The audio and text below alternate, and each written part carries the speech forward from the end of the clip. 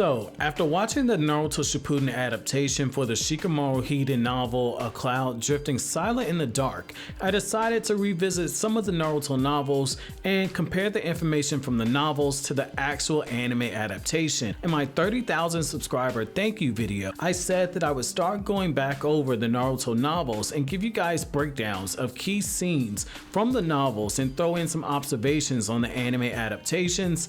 This video will be the first installment in a new series on the channel, which I'm gonna call After Naruto Shippuden, where we look at the story of Naruto that takes place after the end of chapter 699, where Sasuke leaves the village after taking his headband back from Naruto, and chapter 700, which shows Naruto is Hokage. So for this video, I'm going to be giving you guys the true story of how Ino and Sai fell in love, and I'll be upfront.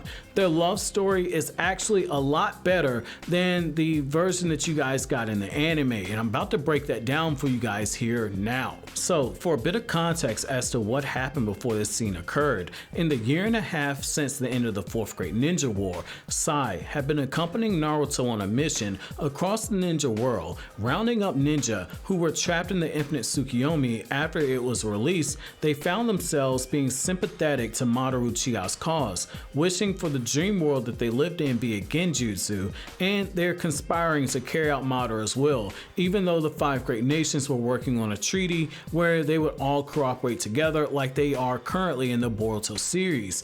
In the months after the events of the Kakashi Hiden novel, Sai goes off to investigate the Land of Silence, which was set off far to the borders of the 5 great nations, and after encountering Gengo, Sai falls under a genjutsu that nearly controls all of his emotions.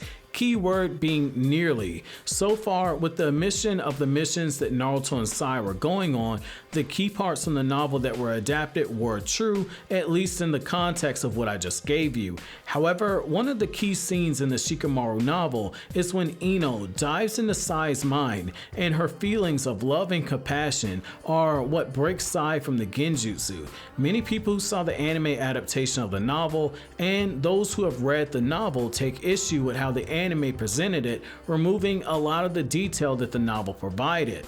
After Ino dives into Sai's mind, she's floating through an empty space, a void of darkness. Ino knows that she's searching through Sai's consciousness, and yet she's startled that there's nothing there. Unlike a normal person, there isn't a light there, there's only darkness, which you can attribute to the psychological scars that Sai had from his harsh upbringing in Danzo's root organization, or for the anime viewers, you'll be referring to this as the Foundation. It's just then when she begins to worry that she's going to lose herself in the nothingness that a very special moment happens. Ino's feelings for Sai transform from mere puppy dog crush to a guy being someone that she genuinely feels love for. What I'll do for you guys now is I'll read you all a few excerpts from this scene and come back to you guys with the commentary. And it's here I'm gonna begin quoting. Ino dove deeper and deeper, even deeper. She couldn't find Sai. Diving deeper, and yet there was nothing but darkness. That's when she realized, this is Sai. Even at the best of times, he wasn't fully aware of his real self. He was a lost soul. She knew she wouldn't find Sai with a gentle prodding. She needed more. She had to help him, whatever the cost. When she thought back to the letter that Sai sent Kakashi, saying he was leaving the village to join Gengo, the letter was filled with oblivious pathos. Ino had understood Sai's conflict so well that it hurt her. She was the only one who could save him. It was why she was diving so deep, and even deeper still. If she dove too deep, she would lose her own sharp focus on herself, and she would fade away. She would get caught in Sai's mind, never able to return to her own body. Still, she had a reason for taking such a risk all meant to save Sai. I want to talk to him more. I need him to know he's not alone. Sai lifted his face at the sound of her voice. He was crying, eyes puffy and red. End quote. Now, comparing that with the anime adaptation, you see the glaring changes. Gone is the weighty feeling of nothingness that surrounded Ino, so dense and so dark that she nearly lost her own way, which is really important to take note of because of how skilled she is in the mind transfer jutsu. So emotionally cold and disconnected from everything else, she was worried that she would lose herself if she dived too deeply into Sai's mind, all while realizing that the awkward smiles that he gave were more than just things that he read in a book that he was trying to replicate, but it was also his way of hiding the loneliness that he felt inside and the constant pain that Sai carried.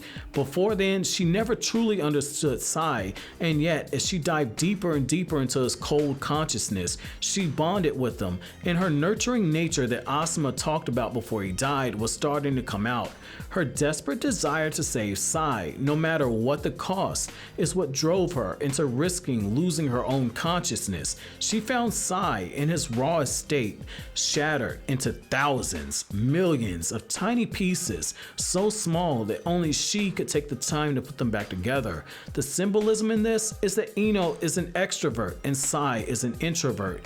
Ino had to dive into the deepest recesses of Sai's mind just to find him, just like most introverts tend to be lost in their own thoughts.